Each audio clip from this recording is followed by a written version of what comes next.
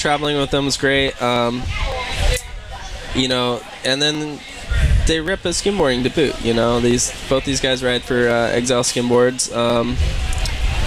Both from the East Coast, managing to figure out this Aliso wave well enough to figure out any wave. They figure out Cabo. They ride Brazil well. They learned how to ride big waves despite coming from the East Coast.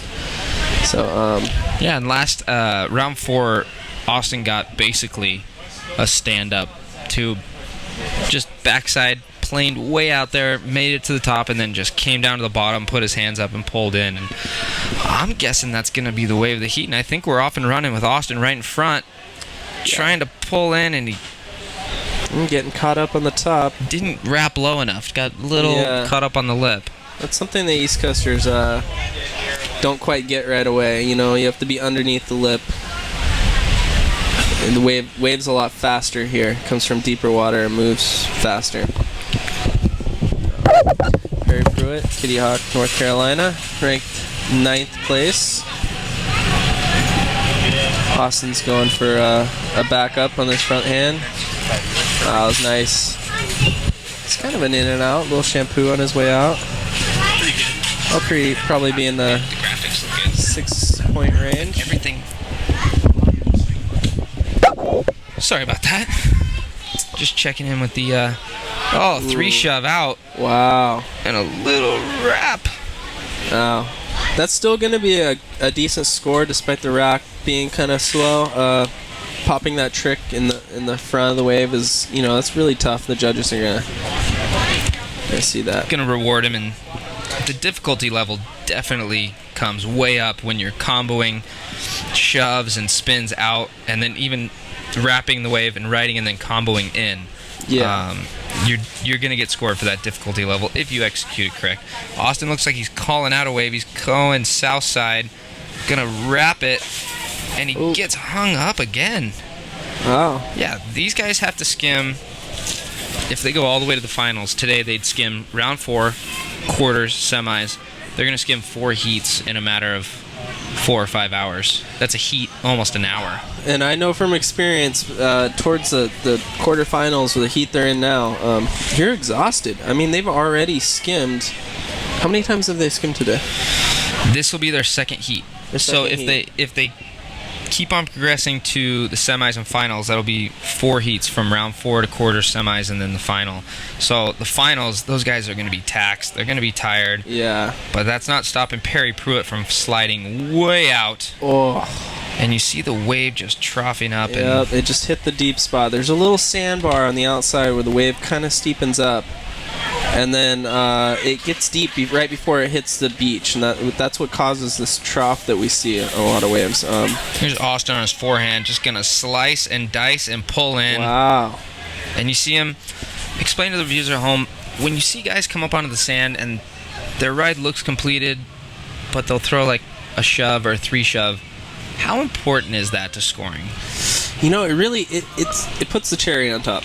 In my mind, it goes, look, I came up the beach with speed, and then I was on my feet enough to go for something new. I mean, he didn't land that, so I don't think the cherry was. I don't think he really put a stamp on that wave. It almost took away from what he had done before. So it's a risky thing to do. I mean, it takes away from the completion if you don't land it. So, but I've seen Sam Stinnett come up from sizable big wraps and just throw a 3 shove. I've seen you do it. Come up the beach, throw a 3 shove, and you're like, wait a minute, that was a 3 shove? And I mean, you guys practice shoves all the time. I've skimmed with you, and we've played 3 games of skim, and you've beat me every game, obviously. But you're constantly practicing tech, constantly trying to push yourself, and it's those little things that sometimes can bump you through a heat onto the next round. Well, if you want to be on top of your game, I mean, playing those games of skim, you know, wow! Austin from the top. My! And he lands it. Oh my gosh! That was intense. Wow! I hope the judges have to throw something big. Get us instant replay because I want to watch that again. Wow, that's gonna be a good photo. We got David Kushner working on instant replay for next year. Wow, that was so gnarly. That was intense. He came from the sky on that elevator drop. That was a good 5-foot drop right there onto dry sand. That's like jumping off of, you know, say a 8 stair on a skateboard and landing. You know, Yeah. that's the equivalent. With a huge giant lip following you, which is and It's landing like- on a 45-degree pitch. None, you know. Exactly. No big deal. Yeah, it's reverse transition. I mean, the beach is coming at him almost with the angle that it's at. And then also that staircase you just ollied is flying up behind you. And look at him, he's right back You out know? planing Wow. to a bomb Now- with speed, and he's gonna. Wow. Oh.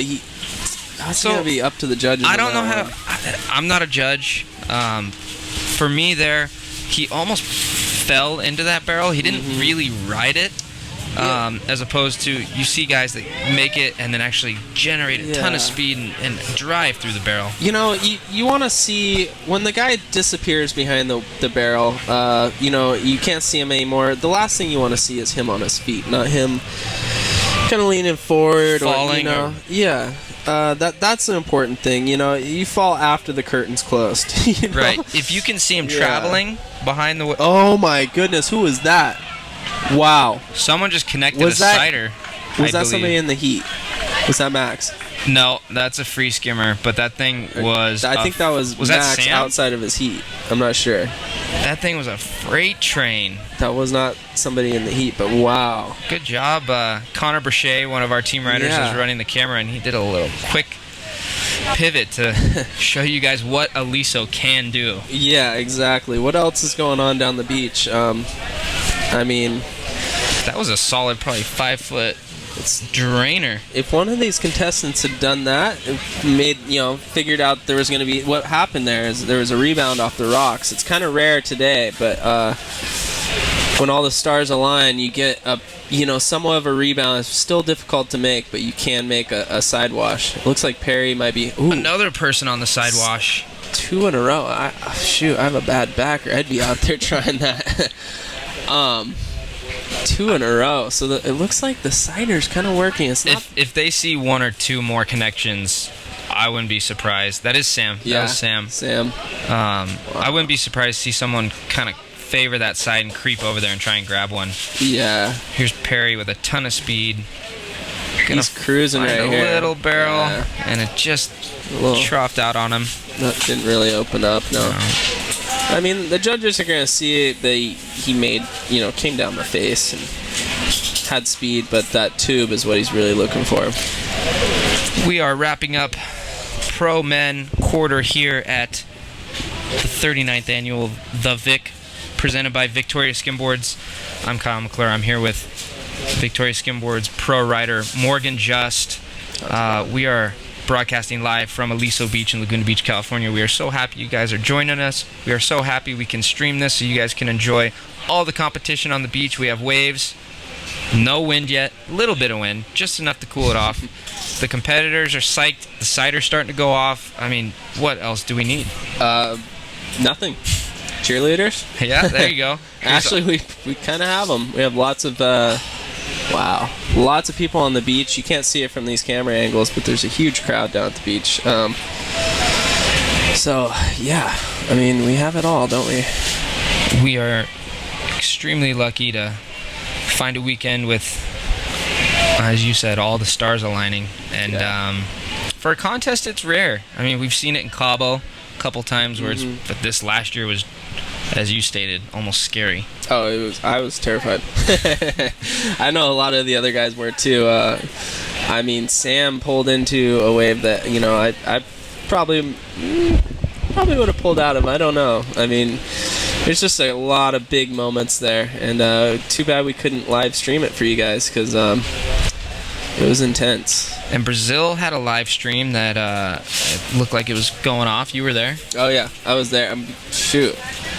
That was another intense moment. The crowd there, the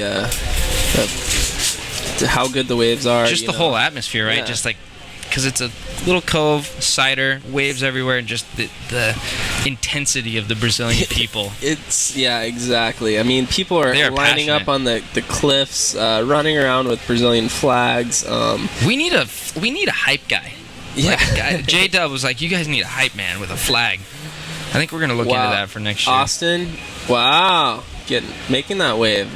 Looks like he almost fell, but he used that to his advantage to hold that line and make the barrel look steezy. So that was good. Here's Perry at the top.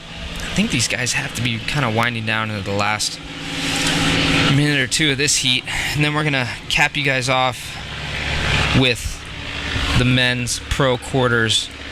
I don't know if they're ready for the two guys that are about to skim against each other. Yeah, I don't know either, because it just doesn't look like it's going to be that interesting, the heat. It's going to be pretty boring. I think we're going to turn the live stream off, and you guys will just key you in later. We have Blair Conklin coming up, skimming against his teammate, his good friend, Sammy Stinnett, the world champion. Look how much speed Austin has on this. Watch this one. Oh, he just gets hung up. Ooh, and Perry. Wow. Driving the tube. Nice, Perry. That'll do it for Heat 3 in the quarterfinals for the pro men. Again,